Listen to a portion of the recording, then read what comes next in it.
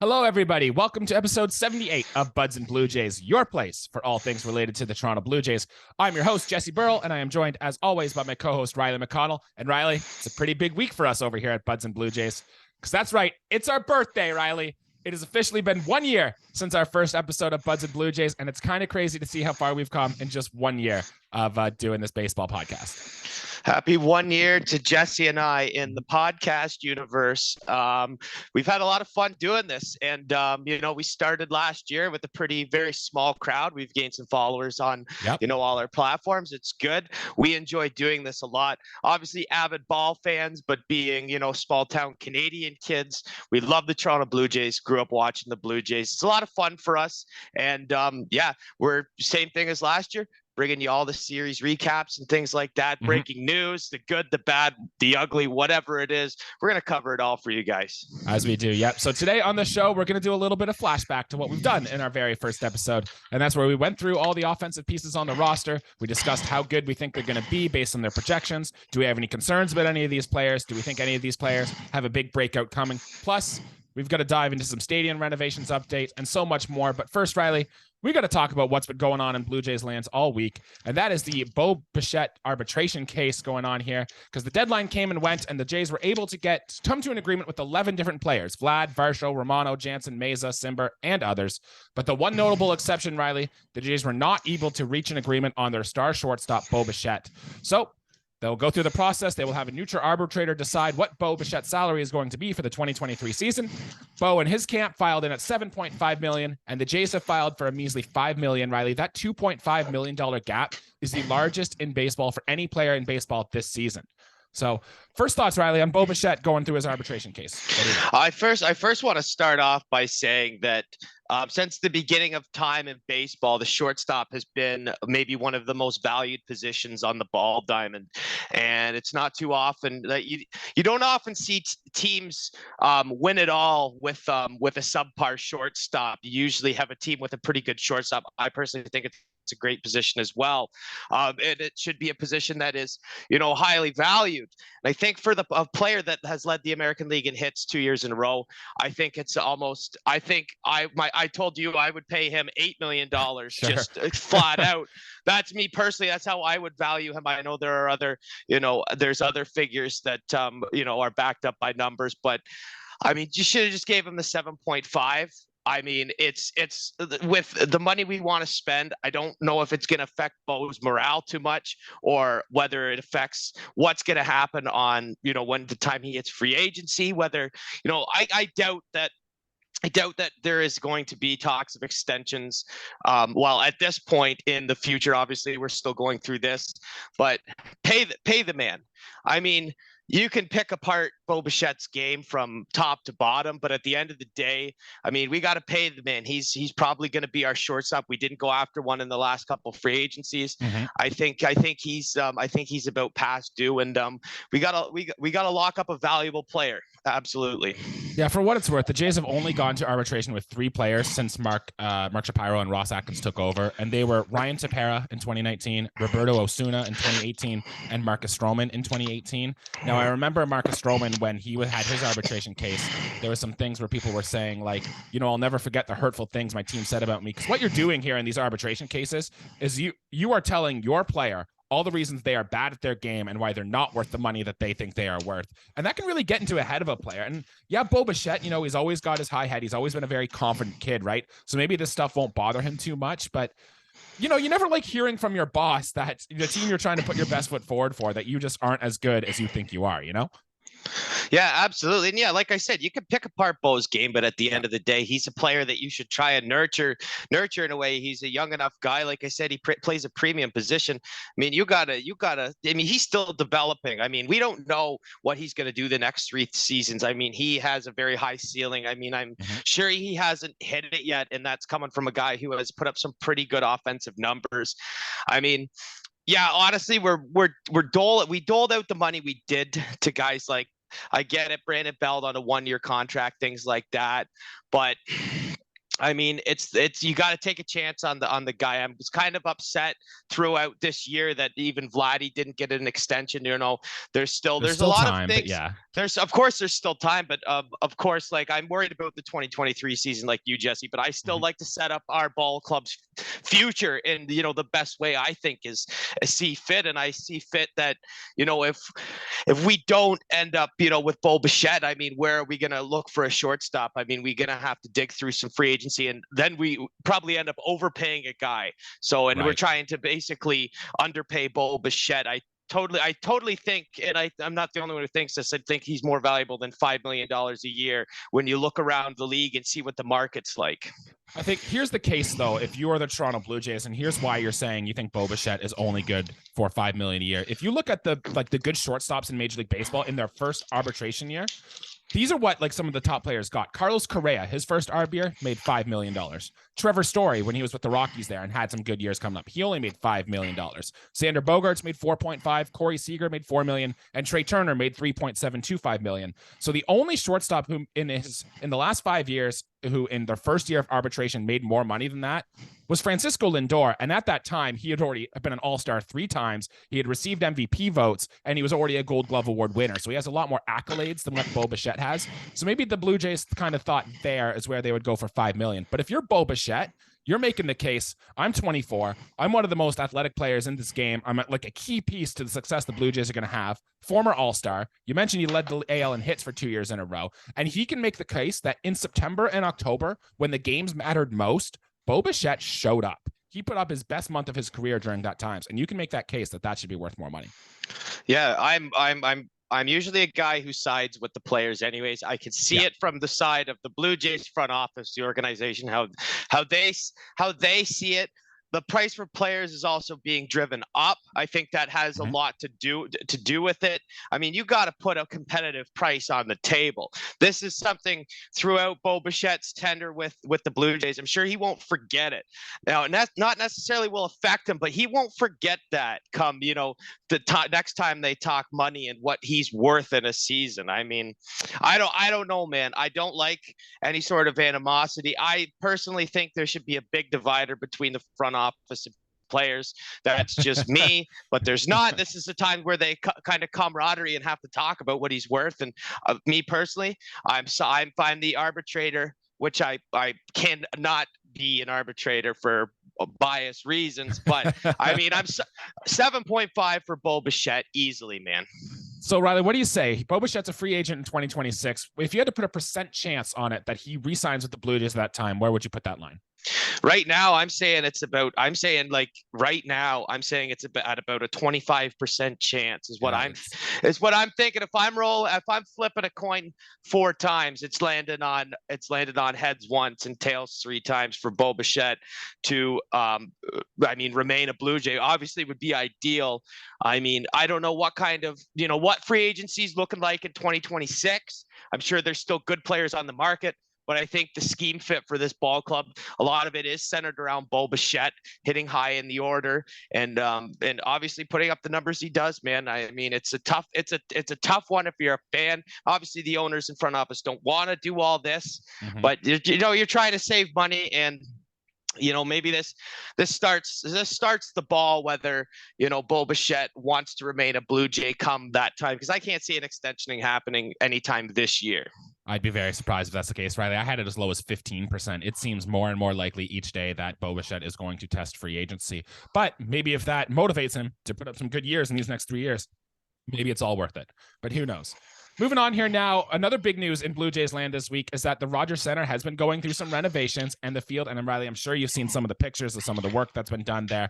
And our friend over at TSN, Scott Mitchell, actually heard from a source what he thinks the dimensions of the new field are going to be. And I'll put them up on screen here for you now if you haven't seen it. But basically, the foul lines are going to remain the same, 328 feet. Center field is going to move in about 3 feet from 400 to about 397. Left center field is going from 375 to 366. And the right center field alley, this is the big one, Riley. Right now it's at 375 feet. It's going down to what they say is 357. That could be a dramatic increase to offense at the Rogers Center. And honestly, our first thoughts here is it might turn Rogers Center back into one of the best offensive parks in baseball. So what are your thoughts on the stadium, man? I mean, you say those numbers and and to mention too, you think that the walls will be a bit taller as well, Correct. which those are still boombox dimensions, no matter how you look at it. And not a lot unless you got elite wheels. You're probably not going to hit a whole lot of triples unless it's down one of the right field line. I don't know, man. I like it. This is the American League East. A lot of home runs are hit. And I think that we have a team, even adding the left-handed bats, maybe this will push Kiermaier. Maybe he'll have a 10 home run season. Who knows, man? I mean, it's cool. It'll be cool for us, Jesse, to go and see what's going on. I see they're doing a lot more kind of like, I won't be using them personally, but like we'll call them social places, places to stand and talk and whatnot. But I mean, it's cool. They're trying to maybe modernize the park. I personally loved the old dimensions of the Rogers Center. I will probably, walk into the stadium and love the new ones too. Love the sport of baseball for the fact that there's no regulation court size. Yep. I mean, it's kind of like, how cool can we make the diamond? Obviously this is in a way it makes us a little more unique. Mm-hmm. And I'm all for that. And I mean, I think that'll probably play out in a neutral way anyways, but we do have a lot of guys who can hit home runs, and maybe those wall scrapers will turn into, some short home runs for us. Yeah, I went through and I looked this up, Riley. Matt Chapman alone last year had 14 baseballs that traveled 357 feet that were not home runs. And I remember last year when we were doing our show, Riley, we were talking, hey, Matt Chapman hit another warning track fly ball. Oh, he did it again. So maybe a few more of those go to home runs.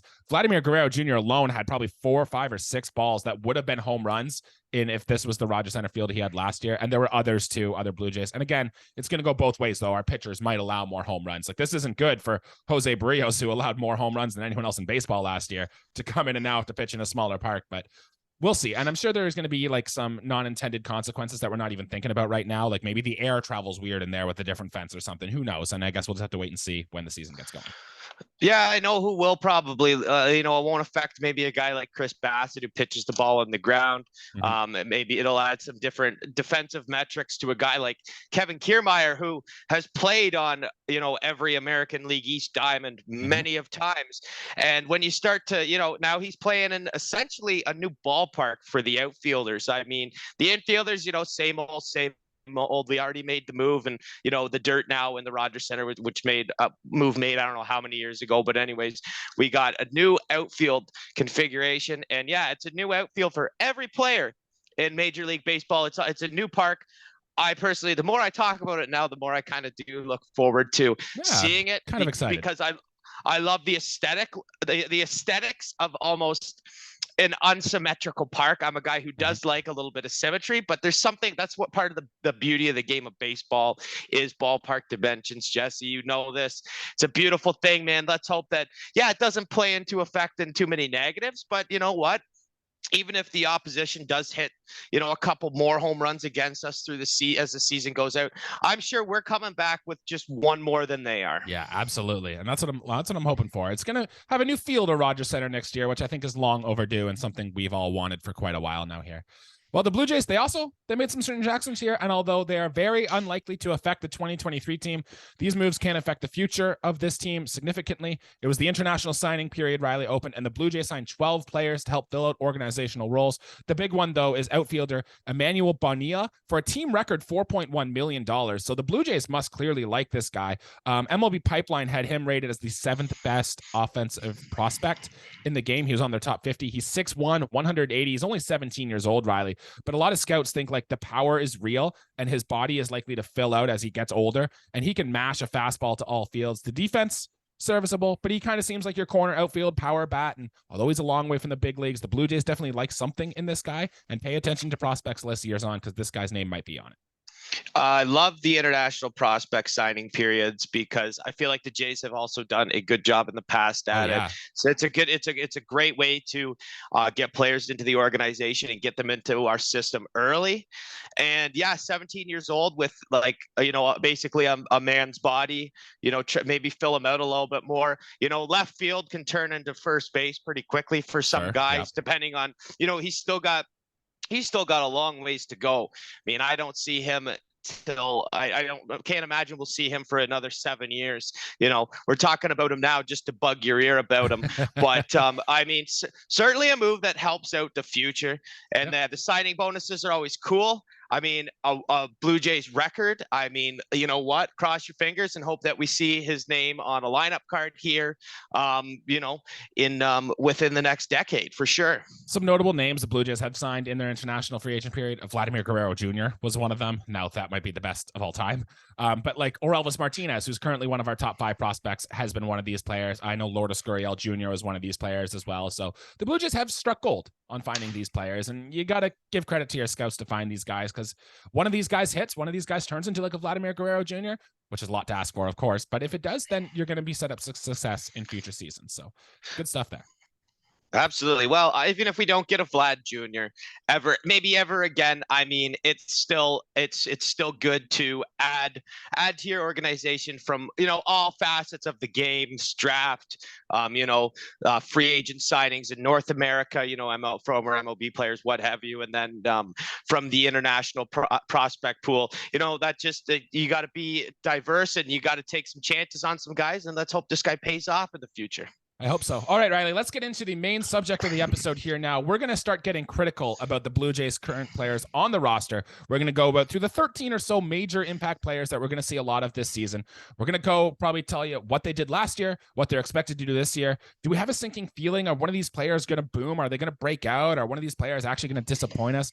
What's going on? So we'll go through and we'll kind of talk about all of them as we go here and kind of give our thoughts and lay our groundwork for how we get a feel on the players on this roster. Riley, you ready to go? Yeah, man, let's wing this. So, mind you, starting off our, for birthday episode, we'll call it a little late, a couple days, but the same way we started it, talking about position players. Love it. Well, let's start behind the plate. And Riley, the first guy we're going to talk about is a very interesting one, a guy who was in trade talks all offseason, a guy who didn't end up trading, and that's Alejandro Kirk, Riley, who was awesome last year. He hit 285, 14 home runs, a WRC plus of 129, and a 3.5 WAR season for Alejandro Kirk behind the plate. He was quite good. He'll be entering his age 24 season this year, so he's still young, still can see some room for development. And his pros, we know what Alejandro Kirk does. His bat-to-ball skills are incredible. He rarely strikes out. He's in the 92nd percentile in expected batting average. Expected WOBA was top 85. And he led all Major League catchers in batting average and OBP. So, great stuff right from the start from what Alejandro Kirk did there. And plus, his framing's been good. I bet you he's going to be the guy who's going to catch Alek Manoah, Kevin Gausman. And I'd guess he's probably Chris Bassett's guy too, if he can handle up the wear and tear from behind the plate. So, Riley, I'll let you have the first word here. Alejandro Kirk, better this year, worse this year? What are your thoughts? I think it's going to be right around average. One thing I love about Kirk, and it's a rare feat for players, to accomplish and all. I mean, the best at it was probably Tony Gwynn, and that was the strikeout to walk ratio. Now, Alejandro Kirk just came off a year where he struck out 58 times and walked 63 times. I mean, right off the bat in 139 games, that is amazing. You want to talk about bat to ball skills? That is when you say what is his best tool. Alejandro Kirk's best tool is his ability to put bat on ball. I mean, the power disappeared a little bit last year, Jesse. I mean, let's not kid ourselves. There was a kind of a power outage for a bit. He still finished the year with 14 home runs. I think it's probably right around those same numbers. And I totally agree with any baseball site that has him in the top whatever for batting averages, on base percentages. I think he follows it up. If he's not first, he's certainly in the top 3 come when we look back at the 2023 year. I'm sure he's going to be in the top 3 for the averages, the on base, everything like that for getting bat on ball and getting hits. Do you remember when we were watching Alejandro Kirk last year, we were saying for the whole first month, March and April, remember he was hitting 245? He didn't have a single extra base hit the whole month of April. That's bad for a guy. His WRC plus that month was 72. He was terrible. He was not a good Major League hitter. Now, maybe he just needed some reps and got his work in, because this next month in May, he hit 347 with 3 home runs. June was even better. His month of June was amazing. One of the best months a catcher's had probably in franchise history, to be honest. He hit 341, 7 home runs, 211 at WRC plus, punched his ticket to the All-Star game. Alejandro Kirk was awesome. But in the second half that year, Riley, he kind of repressed down a little bit. July, he only hit 291 with only 2 home runs. August was even worse, 241, only 1 home run the whole month. And in September, he was worse than that, 242 with only 1 home run a month. So does the second half slide worry you at all for a guy like Alejandro Kirk, or do you think it's more of the big picture from his season? I think big picture, man. When I think of baseball, I think obviously 162 games, and you're going to have months where you're on big slumps. Now, mind you, Kirk went through probably, if you look back, it might be more of a more fluctuative season. I don't know if that's a word, fluctuating season compared to month statistics. I mean, the fact that he got half his home runs in a single month and didn't have an extra base hit for it seemed like 1,000 plate appearances. I mean, I think that then probably this upcoming year with Kirk, you're going to see a lot of the same, just probably more closer together. I mean, if he's not going to go, a ton of series without maybe I'll say a double. I mean, I still don't think that he's due for a ton of extra base hits. His game is base hits. And I mean, if he gets the occasional extra base hit, I think that's great. Obviously for the big numbers, like your slugging, your OPS and your WRC plus, I think that naturally his numbers are just going to fall into the lower categories. But at the end of the day, the statistics with his batting averages, on base percentages will always be close to the top of the chart for all major league catchers.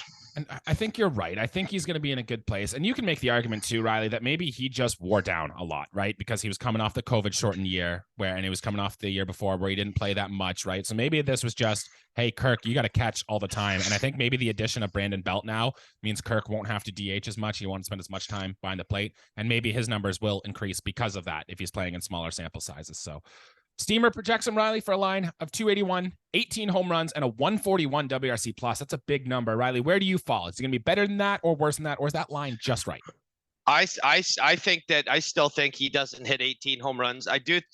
Whether Kirk has the potential to be a 20 home run catcher, I don't know. Maybe the shortened porch is out there. If he's a good line drive hitter, and if he can get one over that short wall in right center, who knows?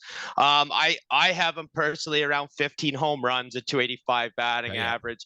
WRC plus around 130 would be great.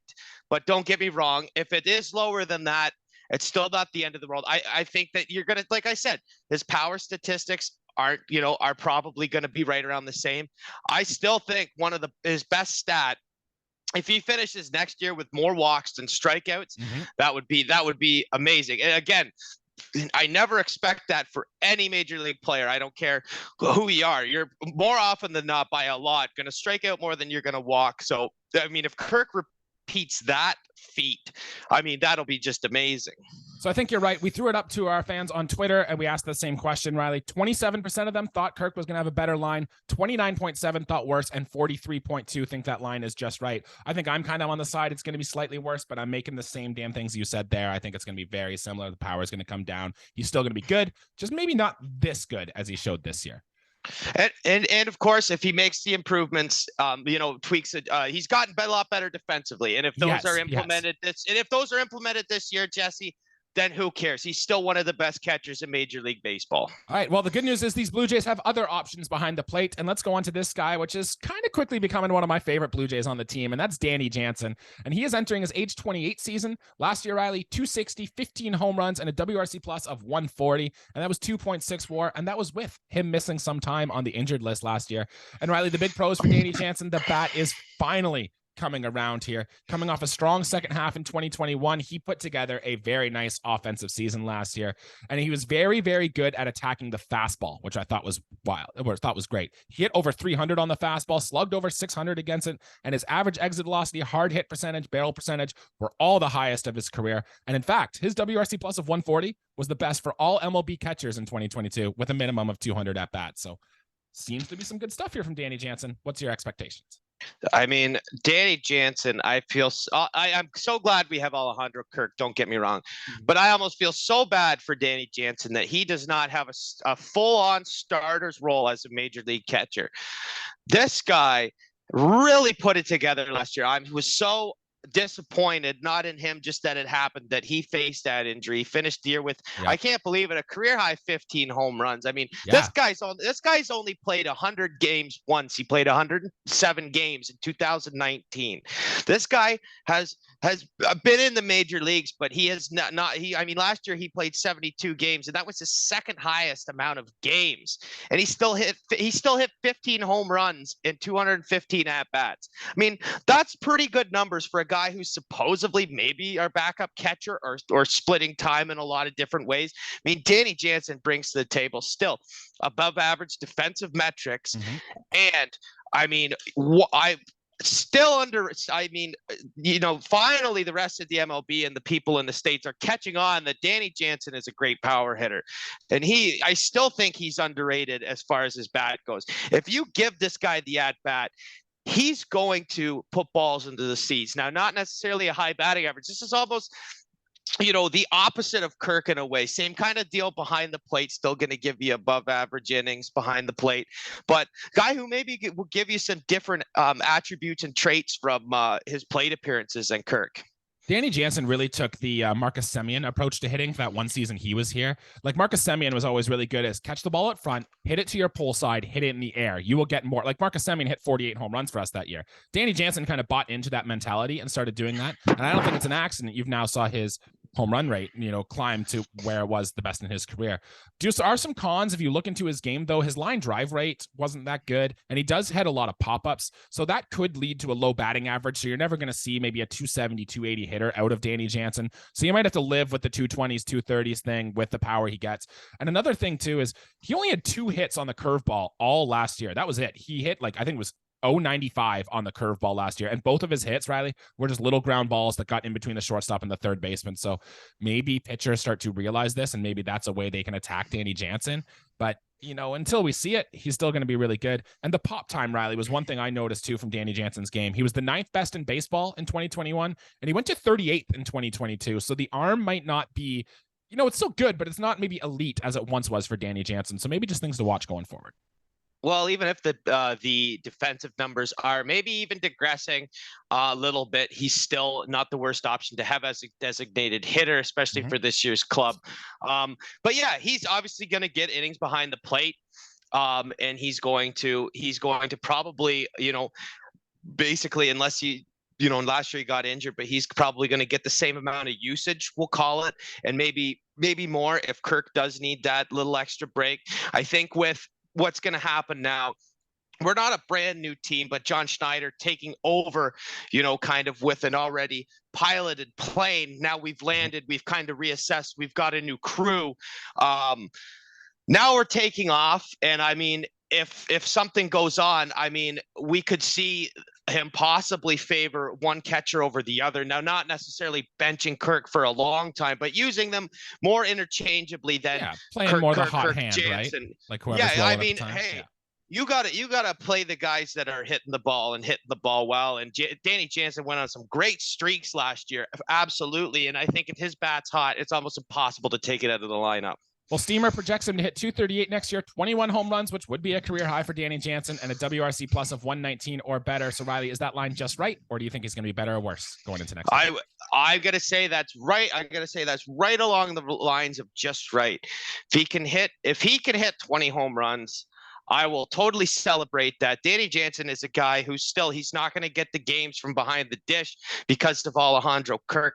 If you sent this guy to a basement club and he had the innings, I believe that this guy could have 25 home runs. Yes, the batting average wouldn't be that year, but a guy who would slug in the middle of your lineup. For us, he's a guy who's probably going to hit about 6th or 7th in the lineup more often than not. And I still think that he's going to have very quality numbers for Danny Jansen. Now, like you said, he probably expects somewhere around a 230 average.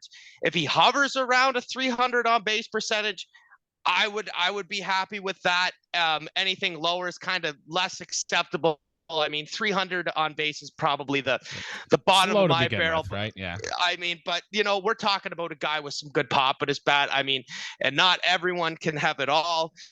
especially when we got Kirk and we got Jansen. These are guys who do two different things. Well, our followers on Twitter are drinking the Kool-Aid. A lot of them think better things from Danny Jansen here. 61.6% thought it would be better. 14.7 thought it would be a little worse, which I can see their arguments here. And 23.5 think it's going to be just about right. So I think Jays fans are kind of with us. We're expecting some nice offensive punch from Danny Jansen this year. But let's move on to our big superstar, Riley, our first baseman, Vladdy Guerrero Jr. He is now entering his age 24 season. Last year, kind of look a little step down from his MVP year, but still quite good. Hit 274, 32 home runs, 132 WRC plus, and 2.8 WAR in 2022. I don't need to tell you how good of a player Vladdy Guerrero could be. No one in the game has more offensive upside than this player. He's an exit velocity machine, hits it hard, and he's been durable over the last 3 years. So Riley, I've said it before and I'll say it again. I think this team is only going to go as far as Vladdy Guerrero Jr. can take us. And there were stretches last year where he wasn't doing that. So what do we think of him this year and how good can he be? I think that we're probably going to look at 2023. If we go back on his page, we'll maybe even skip over 2022 as far as, that might be looking. I think we look back at his 2021 season and see that it more resembles this season. Okay. I think MVP that level guys coming back. Right? Hey, if he finishes in the top 5 for MVP voting, that would be exceptional. I'm not saying that this is going to be an MVP. There's always the chance. Sure. I think from here on till 2038 or whenever, on opening day, Vladdy Guerrero Jr. has a chance to be an MVP that season. I think that we're going to see something closer to 48 home runs. Now, is he going to hit 48? I'm not saying that he is, but I definitely think he's going to hit more than 32 home runs. I mean, he did have 35 doubles. I still think he hits around 30 doubles. I just think there's more hits in general. One thing I would love to see out of Vladdy Guerrero Jr. is last year his walks were really down compared to his 2021 campaign. Yeah. I'm an on-base guy. I love when guys get on base because, Vlad, we only go as far as Vlad takes us. That's true to an extent, but we have a lot of other good pieces in this lineup. And if Vladdy Guerrero Jr. gets on base, he's not a terrible base runner. He does possess a little bit of speed for a body and first baseman of his caliber. I mean, I would like to see the walks driven up and the home runs driven up for sure. On the defensive side of the ball, I mean, Gold Glove winner, Jesse. Sure. What else can you say? Yeah, I mean, the numbers don't look great on defense, but he passes the eye test all the time with the plays he makes playing first base there. Riley, the thing about Vlad here is, like, the ground ball rate is way too high. Like, I think pitchers actually knew if you pitch Vladdy low in the zone and you hit your spots, like, you can get him out. Right. And I think that 2021 season when his walk rate was higher is like he was crushing everything. It didn't matter where you pitched Vladdy. He was hitting you and he was hitting you hard. So I think pitchers got scared of him and then they knew, well, we got to throw it more out of the zone, which caused his walk rate to rise. I think last year pitchers kind of figured out there is a spot to attack Vladdy Guerrero Jr. So I think this year Vladdy needs to make the adjustment here and start hammering that pitch low in the zone in order for him to really be a successful hitter this year to get to that MVP levels that we think he can get to. I mean, at the plate, that would be my only real gripe is that he hits the ball extremely hard, but it's extremely hard into the left side of the diamond where your best defenders are playing the infield anyways. And it's probably a ground out. What surprised me, I just checked it. He only had 11 grounded into double plays, which I did look around the league because that was a stat that has always jumped out at me. And I thought it would be higher. But I mean, 11 isn't that bad. But hey, man, Jesse, if we could change the launch angle on his baseball's hit, you're gonna see a lot more home runs, man. Like I said, closer to that 48 than to 32. So I had 3 points I wanted to bring up. One was his walk rate. So you are a little concerned that his walk rate did decrease 4% in 2022, right? You want to see that number rebound next year? Absolutely, man. Absolutely. That's very important to Vlad's game.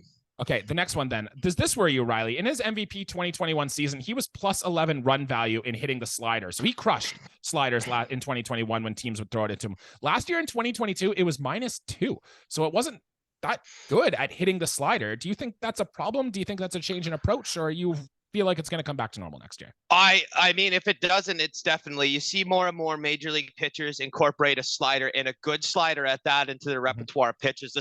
That's we could have a whole episode on pitch selection. And Sure. the number one pitch coming into 2023 will be a slider. And there are a lot of good major league ball players, pitchers that throw a very good and effective slider. So yeah, if that doesn't change, Vladimir Guerrero Jr.'s approach, if he doesn't make adjustments to that, then yeah, I mean, you won't see much progression. It'll be a lot of hard driven fastballs, but yeah, absolutely. And if Vlad wants to, that could go with increasing walks, chase rates, things like that. Only hit if you recognize a slider and you see it coming at you, roll your hands, turn your hands over, turn the hips, get out in front of it, right? Get out in front of it, man. Hey, I'm not a hitting coach by any means, but Vlad could make a few adjustments. I don't think he's going to struggle too hard against the slider, but I still think that he is going to have a better offensive year and better plate appearances than he did in the 2022 campaign. So this kind of goes hand in hand with the last one here, though. His swing percentage on pitches out of the zone rose from 25% to over 30% last year. So he was swinging and missing at more pitches out of the zone, which isn't how you're going to do damage. So again, that probably goes with the sliders, goes with his decreased walk rate. They're all kind of correlated here, but we want to see that number improve too, because Vladdy, you're so good. Just swing at the pitches you can do damage with, and you're going to be great. I mean, he's definitely a guy that's, more often than not pitched around anyways. There's always a fear in the pitcher when he steps into the batter's box. I mean, maybe switch up the guy you're hitting in the cage with maybe give up a session with Bo and go with someone else. I don't know. Whatever changes he makes to his game in the spring will have a lot of effect on how he starts the year. But yeah, I mean, it's Vladimir Guerrero Jr. This is a guy who I would consider to be our franchise player right now. Mm-hmm. And if he has a year like he did last year, I mean, we're probably going to have the same amount of team wins and maybe close to the same final result. But I think with the team we've put behind him and surrounded him with, I think that if he plays closer to his 2021, MVP runner-up year, that, we could go a lot farther in baseball with those kind of results. Most projection systems too have him as a top 5 to 10 player in all the games. So, and their steamer projection is going to have him right in line with that, Riley. 292, 39 home runs, a 161 WRC plus, which would be awesome if we can get that out of Vladimir Guerrero Jr. this year. What do you think, Riley? Better, worse, or is that line just right? Oh, I think it's pretty close. If anything, though, I will say, for the sake of it being Vladimir Guerrero Jr., I will say that it could possibly be better for sure. Nice. I'm gonna say not a ton better. I mean, but it's going to be better. Hey, anytime you're talking numbers like that, Jesse, those are still very impressive. Like you said, top 5 to 10 player in Major League Baseball. Mm-hmm. But like I said, he always has a chance to go out there and be the best player in Major League Baseball. And I think that, that was proved in his first full, his 2021 season. He proved that he is an elite ball player. Slowed down a little bit, but hey, I think he goes out and has a closer campaign to what he did 2 years ago. Well, if 2021 was the trailer and 2022 was the movie, this one's going to be the sequel. And let's hope it's one of those movies where the sequel is a little better than the original one here. Our Twitter followers, they agree with you, Riley. 40.6 think he's going to be better than this line. 18.8 thinks worse. And another 40.6 think the line is just right. So it seems like big things coming for Mr. Vladimir Guerrero Jr. going into the 2023 season. Riley, anything to add before we move on to the next guy? I mean, no, it's Vlad Jr. I mean, I just want to say again, I know you said that, the defensive stats aren't there, but I still think we see the same defensively from Vlad. Maybe if even I don't really care about the Gold Glove at first base. It's one of the more, I won't say useful because it's still a great award, but I mean, the fact that he's doing a lot right in his short time in Major League Baseball. Hey, man, just a good ball player, and I really look forward to what he does this year. All right, moving around the diamond now. We got a backup for Vlad at first base now, and that's Brandon Belt. We spent a lot of time our just most recent episode talking about the Brandon Belt acquisition. So if you want more further details on that, go back and listen to that, but we'll give you kind of the Cole's Notes version here. He's entering his age 35 season. Last year, 213 with only 8 home runs and a 96 WRC plus in 2022. But we talked about it before. He was one of the best hitters in baseball for 2020 through the first half of 2022. Left-handed, which helps the lineup. A good leadership guy. We've heard nothing but good things from San Francisco, saying things. And he draws walks well to go along with the power. So, Riley, really quick, Expectations for Brandon Belt this year. I mean, he's going to be a guy who gets probably more time at the DH spot than anything. You could still see him at first base, but yeah, absolutely killing it. I mean, not maybe killing it, but he's done well as a MLB veteran. Usually see maybe some guys of his caliber slide around the age 30 season. I mean, I still think we get double-digit home runs out of him anywhere. 15 home runs, let's say, give or take, plus 3 or 4 to that. And if he hits 20 home runs, he has had an impressive season. A WRC plus around 115 would be almost out of this. I mean, it's not out of this world. But when you're talking about what Vladdy can probably put up from the first base spot and maybe what Danny Jansen is doing from the right side of the plate, and throw Brandon Belt in the equation as a guy to face right-handed pitching, I mean, you've set yourself up for success that way. Brandon Belt is, and the more we talk about this guy, I like him anyways.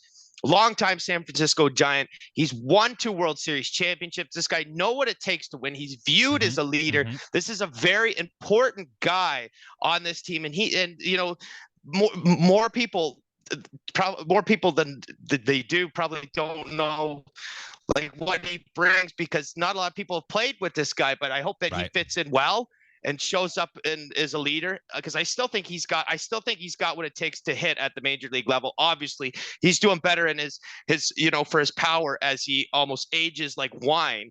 And I'm excited to see what he does for us, man, especially in not an easier park to hit. Oh, certainly easier than hitting in San Francisco's park. Oh yeah, no, he's going to an AL East ball diamond. So yeah, absolutely. My only concern here with Brandon Belt is, well, I guess I have 2 concerns. One is that he is first base or DH only, so there's not much positional versatility there, right? And he's just coming off that major injury, so we have to take the caveat and see how are you going to perform off that. And looking at the data, Riley, he's actually really struggled catching up to the fastball lately, which is usually when a player is aging, that's one of the first things that go. They struggle catching up to that fastball. And let's not forget, Riley, the Blue Jays faced more high velocity than any team in baseball last year, so that doesn't seem like a recipe for success here, but he still mashes the sinker well. He still mashes the curveball well. So we will see. I think there's a huge range of variance here with Brandon Belt. He could either be really good, get that 115 WRC plus, maybe even flirt with 20 home runs, or he could be a guy who only hits 6 or 7, hits around the Mendoza line, and is really struggling for this team this year. So big range of outcomes here, Riley. The projections, 222, 14 home runs, a 111 WRC plus. Where do you fall on that line for this year with Brandon Belt? I mean, I'm going to say right on the same line, to the exception that I don't think he hits in the 220 range. I want to bump that up almost significantly to around a 245, 255 batting average there. Other than that, I'm right with you on the WRC plus and the power numbers as well. But absolutely, don't think that this guy's I think this guy's going to benefit from the banning of the shift. I think that he's going to hit a lot of balls hard into right field, and those are going to land as base hits. And again, I think 15, 16, 17 home runs, something along those lines will not be unheard of. And I think that's probably what is, health depending, knock on wood. That's probably what his final line to complete the year will look like. All right, moving on to our second base platoon here. Oh, sorry. Let's get our Twitter poll up there first. 40.6 people thought it would be better. 9.4 thought it was worse. And about 50% thought the line was going to be just right. So we're all kind of thinking the same things about Brandon Belt right there. But now we can move on to our second base. And let's start with Whit Merrifield, who's now entering his age 34 season. Riley hit 250 with 11 home runs and an 88 WRC plus last year. The pros, though, we've talked about it. He's a Rays killer. OPS of over 1,000 at the Trop with 5 home runs in 15 games there. I think the Blue Jays like his versatility. Remember, he did just win a Gold Glove at the utility position, which is new and they created, so he's good there. He was used at 6 different positions last year, and he's been an Ironman guy in his career, and he's just 1 season removed from a 40 stolen base season. But the cons, Riley, the bat has fallen off a cliff. The barrel rate, hard hit percentage, exit velocity numbers are all in the bottom 20% of the league. Line drive rate plummeted to a career low in 2022. And Riley, what are your thoughts? Is there any chance this guy bounces back to his 2019 through 2021 levels, or is he kind of just over the hill now? I mean, when you talk about Whit Merrifield, this is a guy who, for a 4-year span, I want to say, give or take, was dominant at the position of second base for the Kansas City Royals. It's a guy who has led the categories of stolen bases, who's led the league in triples, who's led the league in doubles. Yep. This guy is great when he hits the ball. When he keeps the ball into the ballpark, when he gets a single, he has a chance to steal a base. And then if it passes an outfielder, it takes a good bounce on the turf or whatever, then he's got a chance to leg it out into extra bases. Do I think that the better part of his career is over? Absolutely. I don't think you're going to resurrect something like his 2019 season, maybe, right. I mean, this is a new time for Witt. And you know what? I personally, I would like to see him used at second base more often than not this year. I don't know what the route is, whether we're going to even start opening day with our three guys. I still think that we do like the versatility. Our front office likes that versatility, and we're going to use Whit Merrifield in different spots as well as our other two guys. I mean, yeah, I personally don't think that his career is over by any means, but I don't think he's going to be back to the level of and the all-star caliber player he was, just a short time ago. Yeah, it's going to be tough. He's probably going to be taking more like the Lourdes Gurriel role on this team, the guy who's going to play like some right field if George Springer needs a DH day, which I'd expect he'll need quite a bit of this year. He's probably going to be up there. Riley, do you take anything into the fact that when he got traded to Toronto, he actually sat on the bench for the first little while, and that was the first time in his career because he's used to being an everyday roll him out there type of guy. And when he was getting more playing time towards the end of the season, he actually did form a little better. Do you think there's more of that into him there, or do you think it's just noise? I actually didn't like that he sat on the bench for us. I won't lie to you. And his numbers did improve when he got traded from KC to Toronto. His numbers for the year actually averaged out a bit nicer when he did come to Toronto. When we used him, aside from his power numbers being virtually, invisible. He still did things right on the diamond. I still like his speed. I still like his versatility. And I think that as a replacement level guy, he was once an all-star. I don't think we're going to redeem that and get that back out of him, but I do think that he is an above average WAR player. All right. Yeah. His projections, 259, 10 home runs, 97 WRC plus. Where do you fall on that? It's not 100, but 97, I still think it's great. I would have had him at the low 90s personally. But and hey, with the bigger bases, I'd like to add something like last year, it seems like he didn't have the steals that he did. I don't think, Jesse, that he steals. I personally, I'll just throw the number out. He's not going to steal 40. He's not even going to steal 30. I have him for something around 15 to 20 bags this year. I think that would be great. If he could demonstrate that he still has foot speed, I think that'll keep him in the major leagues for a bit longer than what path he's currently going down. Yeah, 16 last year, coming off of 40 the season before. Now, I do think stolen bases in general will be up. A lot of projections have him for about 19 stolen bases this year, which I think right on line of where we think he's going to be. Our Twitter poll, 50% think he's going to have a better year, 12.5 thinks worse, and 37.5 think that's right on the nose. Not much more to add on Whit Merrifield. We've got other guys to talk about here, and including this guy, Cavan Biggio, who very interesting career that Cavan Biggio has had with the Toronto Blue Jays so far. He's entering his age 28 season. Last year, Riley hit just over the Mendoza line, 202, 6 home runs, and another 97 WRC plus. 1.3 WAR, though. The pros, we've talked about it. He's always been very selective at the plate. He doesn't chase much, and he draws walks at a good rate. And he's a very good defender. 94th percentile in outs above average and 82nd percentile in sprint speed. He may be the best base runner on the Toronto Blue Jays, which is saying something, right? That kind of surprised me when I saw that. And he hits best against pitches that move up and down on the zone. And Biggio really struggles against the pitches that kind of move side to side. So maybe against a good right-handed like fastball changeup guy, we can get Biggio in there. That might be his spots. But yeah, quick thought on Cavan Biggio this season. Obviously, when he entered the league, the big thing with him is his ability to recognize the ball out of the hand and his plate discipline. He would have had tremendous, vision and pitch recognition in the minor leagues. And then he did have 71 walks in his rookie campaign, and he never touched 50 walks again. So yeah, for his big tool, maybe to come back into play would be, if anything, that would be huge for Biggio, because with this lineup, with the guys that can put balls into the seats and hit for extra bases, and Biggio maybe not looking like that guy, I still think a low batting average is coming out of Cavan this year. There's no doubt about that. Shift or not, I just, I think that, if we're going to do this, look back 4 years, I think the ceiling has slowly went down month by month on Mr. Biggio.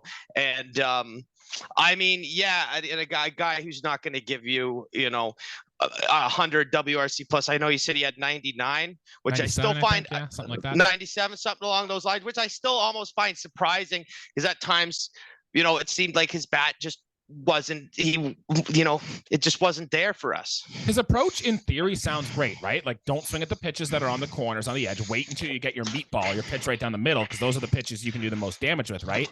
But when Biggio is getting those pitches, he's taking them far too often. And when he is swinging at them, he just doesn't have the exit velocity or the power off the bat to really punish that. So I don't think the power ceiling's ever going to be there for Cavan Biggio. He seems like a good bench guy, and that's probably where he's going to end up on this team. Steamer projections, 219, 5 home runs, 105 WRC plus, which surprised me. Maybe they think that walk rate's going to be a little higher. But Riley, where do you stand? Better or worse this year?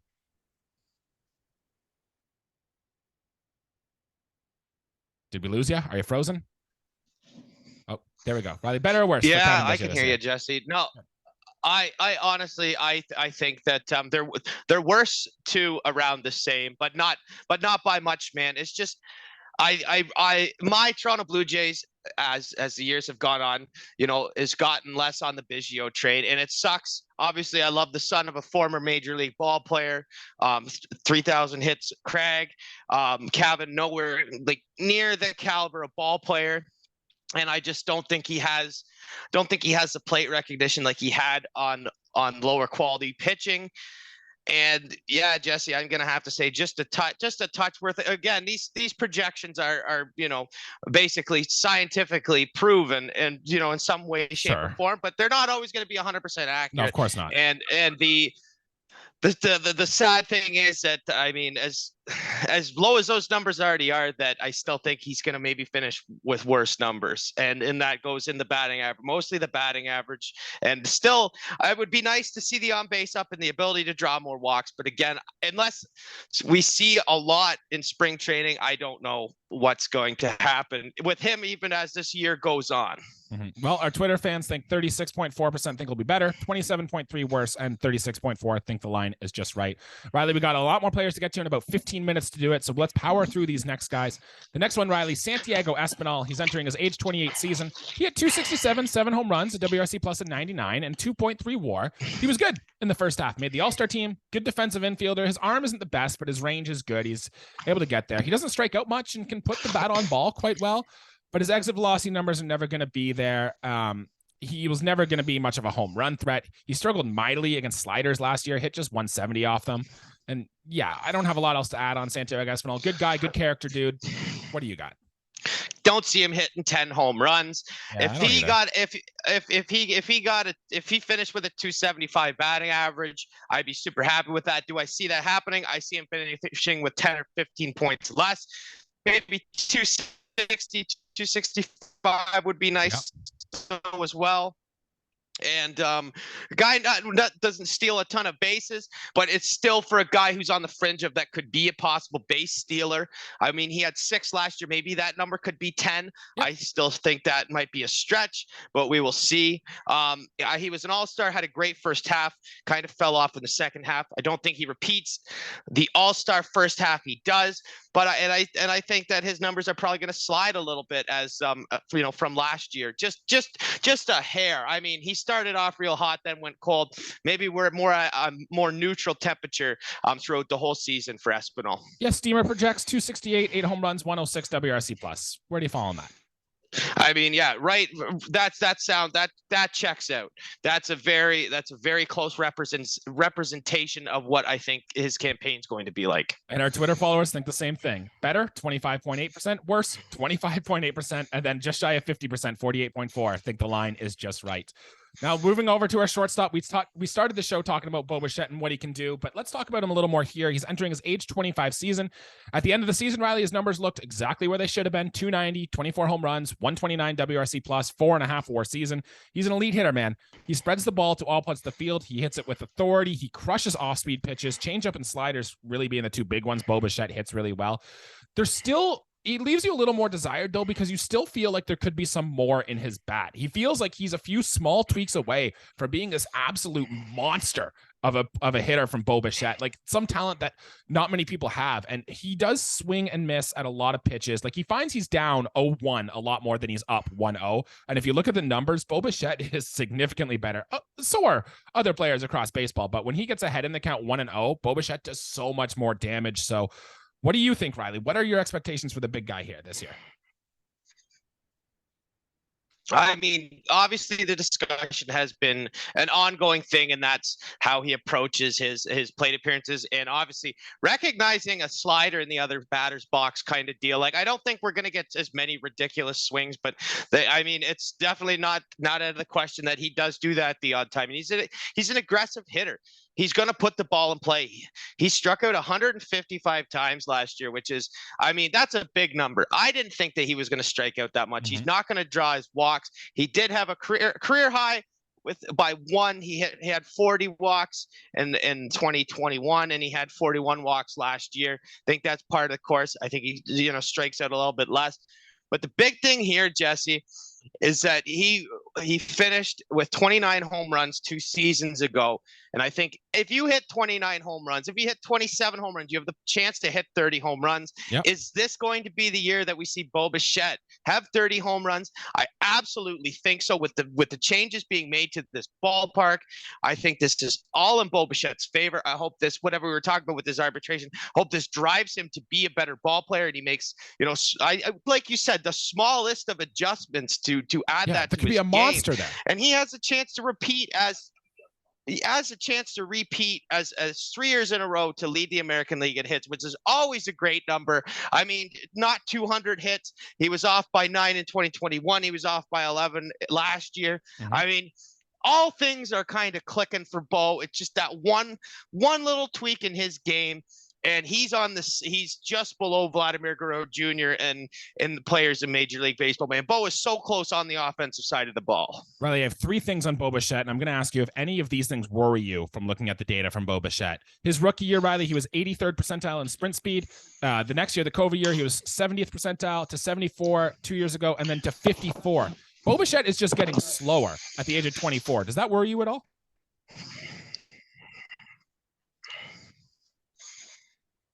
And absolutely it does. You want to, I mean, speed and athleticism kind of go hand in hand a little bit. I was looking at that 13 steals last year. So we're probably not going to see, a ton more stealing bases. And usually it's not a stat that fluctuates. Usually when you start to go down in speed, it stays there.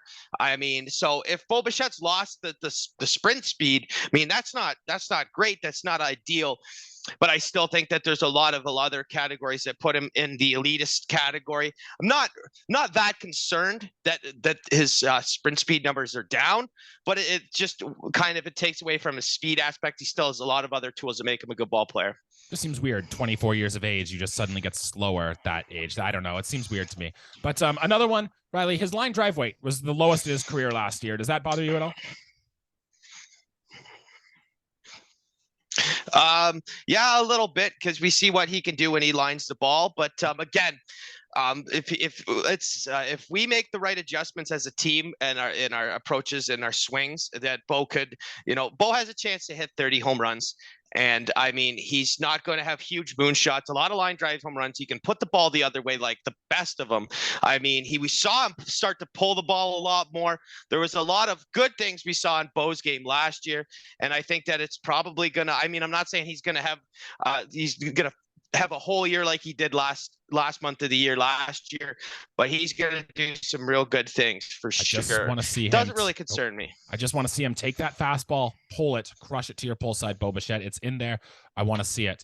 Steamer projects Riley 281, 26 home runs, 129 WRC plus. Where do you think he falls on that?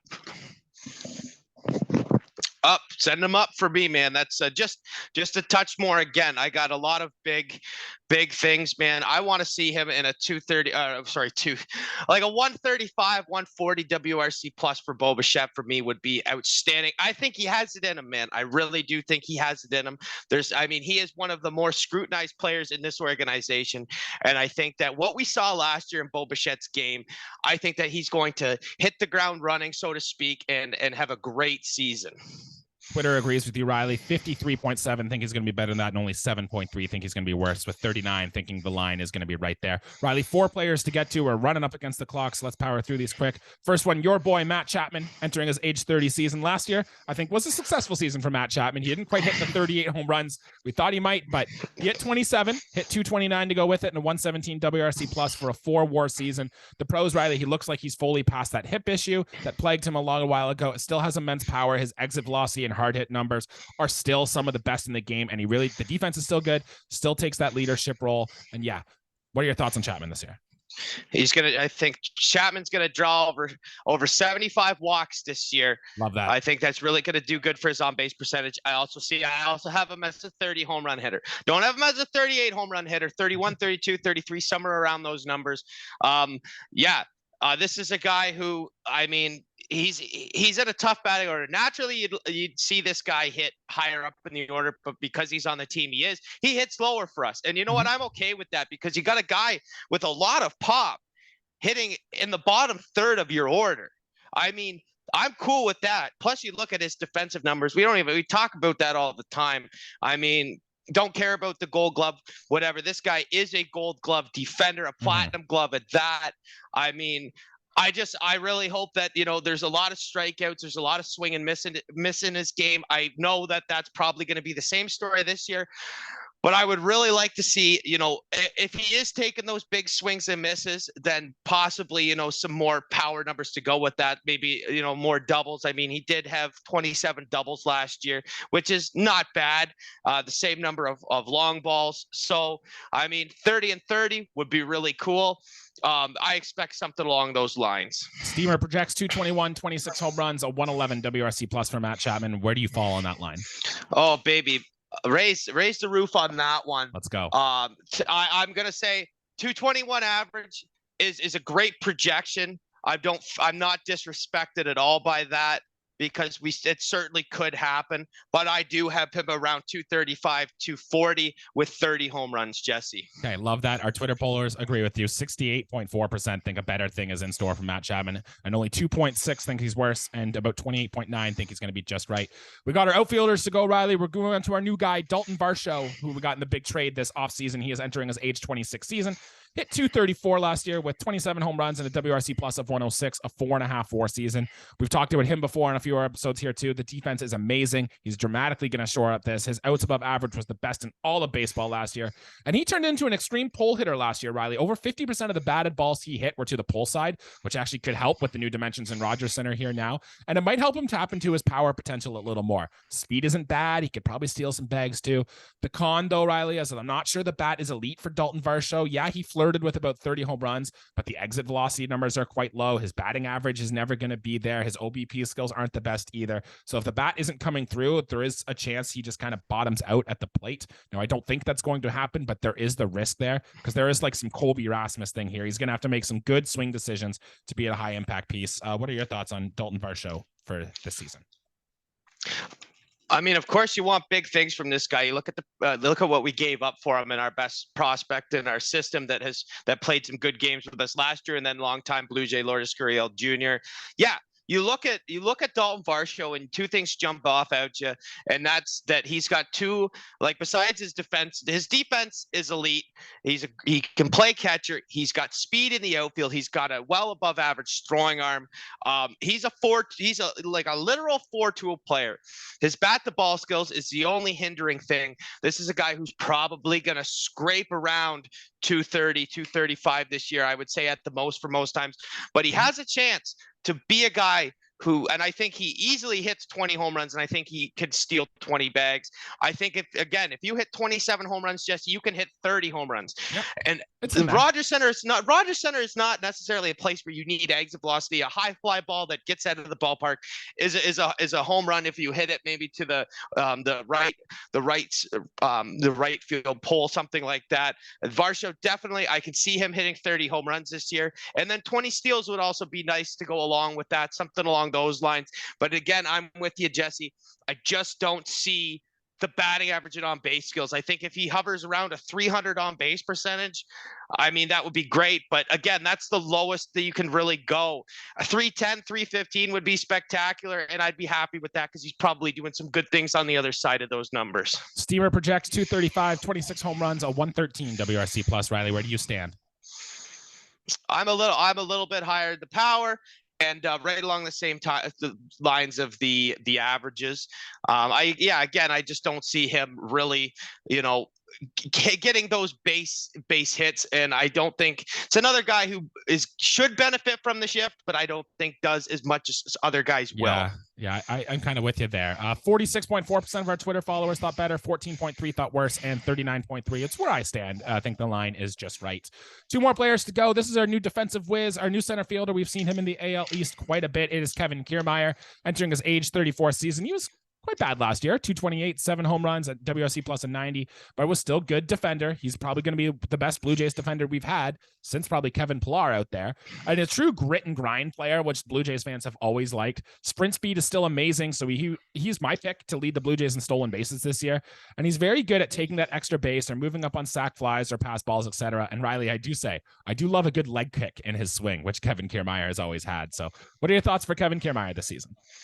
I see another kind of 7-8 home run season. The big thing obviously is defense. He's going to do some great things defensively for us, and we haven't had an outfielder. I mean, we had Pillar, obviously a huge fan favorite for years, and we got the guy who basically had 2 or 3 thefts of the Gold Glove from Kevy P. Right. So we got that guy, man. And I was reading some of the comments, and a lot of them are, and it seems real positive. We see that Blue Jays more out and about, social events, things like that. And the consensus is in the comments are, damn, stop making me like you, Kevin, because he just seems like a good guy. I kept seeing those comments are always good to see. We get a veteran outfielder that knows how to play defensively, who knows how to run the bases. He's not going to give us a lot at the plate. I don't predict very high numbers. 220 average, 7 home runs. Again, it's maybe a 300 on base guy. If a guy maybe a guy who can bunt for us. That's not gross. I know that we don't talk a lot about bunts. Jesse's not a bunt guy. I mean, clearly he's a guy who hits home runs. Bunts are cool. Bunts are cool sometimes. Small ball is not bad. Small ball is not dead. Punk's not dead. Small ball is not dead. But yeah, I still think that Kevin Kiermaier has it in his bag of tricks to do it defensively. I don't see it at the plate, man. I don't know what kind of projections do you got, Jesse, for what he does at the plate. 228, 9 home runs at WRC plus of 85. So they're thinking he's going to get worse this year. And honestly, I get it. Like the ex-WOBA, ex-slugging, ex-batting average, barrel percentage, all bottom 20% of the league. His walk rate has dropped each of the last 3 seasons. His K rate has gone up each of the last 5. But Blue Jays have always loved this guy who doesn't really hit that well, but is gritty, is grindy, and plays good defense. So where do you stand on those projections, Riley? And what do you think our Twitter followers thought about that too? I mean, I think our Twitter followers, I think that they would have had it right around the same.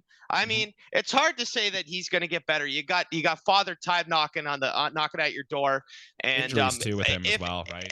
Yes, if anything's going to save him, it's to hit in the Rogers Center. But then you look at the ballparks that he plays in for the most part, and the stat adjusted. Stat adjustments aren't going to do too much because he played in the American League East. Let's not forget that. So yeah, I'm right around the same as what they have their projections at. All right, Twitter followers thought 40.6 think he's going to be better. There's a lot of love, a lot of helium for Kevin Kiermaier right now. 9.4 thought it was worse, and about 50% thought the line was just right, and that makes sense to me. Last player on the list, Riley, that's George Springer. He is entering his age 33 season. He hit 267, 25 home runs, a 132 WRC plus last year. And Riley, this guy can still mash. He's one of the best, honestly. That free agent signing still looks so good for this team. His max exit velocity is still in the top 10% of the league, and he can take the ball to all fields with authority. The speed, Riley, I think is better than you think for his age. He had 14 stolen bases last year. And unlike a lot of hitters in this Blue Jays lineup, George Springer absolutely crushes the four-seam fastball still. Plus 15 run value, which is elite. It might even be some of the best in the game at hitting the fastball. And his defense should only get better with a move to right field this year. So yeah, you can deal with his injury concerns, because remember the last time we saw George Springer, Riley, he was on a cart being taken out with a concussion, right? So we got to see how does this guy recover from that. Still on the wrong side of 30, which I said, right? And his walk rate has dropped each of the last 4 seasons, got under 10% for the first time in his career last year. So Riley, what are your thoughts on George Springer going into this year? First thought of George Springer is, when we got him, when we signed him, it still looks like a good signing. I think the contract's going to follow up nicely for a great career. A very unique leadoff hitter, probably one of the best, if not the best, power leadoff hitter of all time, and a modern day specialist at that, George Springer. Going to play right field this year, I imagine, for the most part. If that's how the plan is, kind of looks like it's going to fall, then I think he'll do fine in right field. Hopefully it helps with the longevity, his durability, and the ability to play in the lineup. Maybe not, an everyday player, but more often than not, probably see him at DH at sometimes this year as well. Yeah, he still does a lot of things right, Jesse, and you're right. Yeah. I do undermine George Springer's speed, and that's only because at a time he was a very good base runner. He could steal a lot more bags. It's just that's what comes with age, and I guess not sadly, but we don't have a 27-year-old George Springer. We have a 33, 34-year-old George Springer, so that adds to a different element. We're trying to get whatever baseball we can. And the biggest thing is what we're going to get out of George Springer is he can still mash. He can still crush baseballs, man. He's still one of the best at doing it. He has always been, since his tenure with this team, an instrumental part in our lineup. And every time he's batting leadoff, you always have the chance at a leadoff home run. Mm-hmm. You always have a chance for him to get on base. He can still draw walks. I know that his walk rate is down a little bit more, but he still seems like more often than not, he was drawing good walks last year. I do still have faith that Springer's going to have a good season, but we do have to remember that every year he plays after the last, somewhere his numbers are going to falter, and I still think his power is with us. That's my one takeaway. That is that George Springer's power is still there. As far as the average, probably a little bit less than last year. That's my personal thought. Maybe around the same number of walks. That's more of an unlucky thing. I still think that he finishes with a good on base percentage as well, though, too. I do think, though, as we get into his mid-30s here, like the best years of George Springer's career might be behind him. Now it's a question about how much is it going to fall off a cliff, right? If it only falls off 3%, 4%, then we're fine. He's still a very good player. He's still going to be fine. But if it jumps to like 15, 20% of his normal skills, then the Blue Jays might be in trouble. But I'd bet the former rather than the latter. I don't think that's going to happen here. And I think good things for George Springer. In fact, Steamer projects 257, 29 home runs, 132 WRC plus. Where do you stand on that, Riley? I'm right along the same line. If he could just milk a 30 home run season, I think that would be exceptional. 29, I could live with 29 home runs. 270 batting average. You know what? For the sake of this, I do think George has what it takes. I don't know what I voted on Twitter. I did vote in these polls. Sadly, I don't know what I voted for Springer. I'm going to say he's going to do better than those projected numbers. So it's not going to be by a ton, but I'm saying better. I went line is just right. Our Twitter followers go 28.1% better, 18.8% worse, and the line is just right at a 53.1%. But honestly, 30 bombs, 260 average, 132 home runs. We will take that any day of the week, Riley. So to wrap up here, that's all our big players there. Is there one or two players on this list that could surprise you with a big monster season to come out of nowhere to take a big step forward? I mean, yeah, there's always that chance. Like Varsho, for instance, if he does the things right with the power, I mean, he has a real chance to really take off. Sadly, with the thing on second base, I mean, who's going to be the guy that really takes off? Because I think Cavan's missing. He's got a lot of holes in his game. If Witt turns back the clock, maybe he has some extra base hits in him, things like that. Maybe some, good batting average, some multi-hit games. And Espinal just doesn't really have the power to be a game-changing type player. So in the middle of the infield, no. Again, so our smaller guys, no. But a guy like Bo Bichette, yeah, that's my pick. Who has Bo Bichette can break out, man. This is a guy who, I mean, if he starts the year off right, in this upcoming year. I feel like, Jesse, that we're not too far off. That if we have Vladimir Guerrero Jr. and Bo Bichette playing at their very best, they are two top 10 players in Major League Baseball. And I think that it's a dynamite duo. It's a can't lose recipe if that's how it happens. I mean, but we're gonna have to see what Bo Bichette does. Mm-hmm. And I truly believe that how he finished off the year and how he's gonna go about this. I hope that he uses the arbitration and kind of fuels him for this upcoming year. And he has I mean, when you lead the American League in hits, there are going to be different types of hits. He's a guy who can hit 40 doubles, 30 home runs. I mean, and like 5 triples or whatever. And a guy who can get close to 200 hits, man, that's big. Bo Bichette is a game-changing player, man. I really think he could be an X factor for us this year if he is on a tear.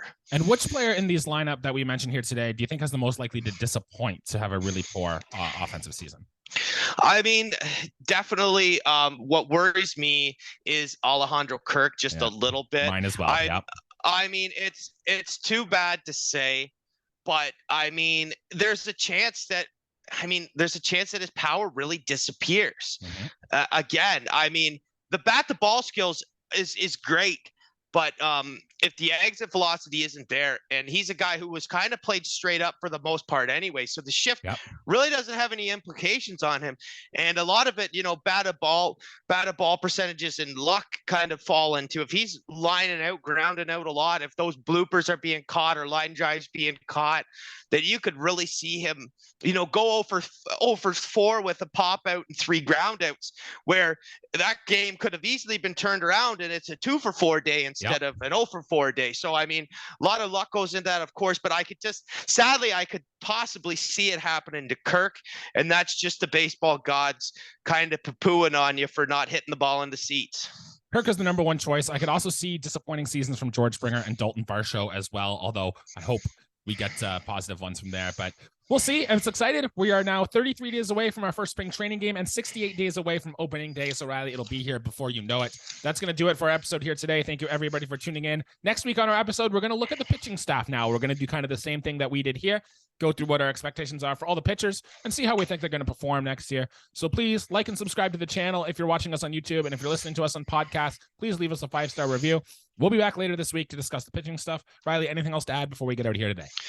Nope. Happy birthday to us in a sense, where, 1 year doing this. And next week, I mean, this, talking about position players isn't totally stressful. I mean, gear down for our next one. When we talk pitchers, we will have a lot of interesting stuff to talk about. A lot of varying cases. You could look at this as a court case and look at we go from have the top of the top and the low of the lows kind of to talk about, and everything in between. So don't miss that one, guys. If you liked our episode on our position players, you will love what we have to say about the Toronto Blue Jays pitching staff in 2023. All right, we'll see you guys next week. Thanks for tuning in. We'll see you again. Thanks, guys.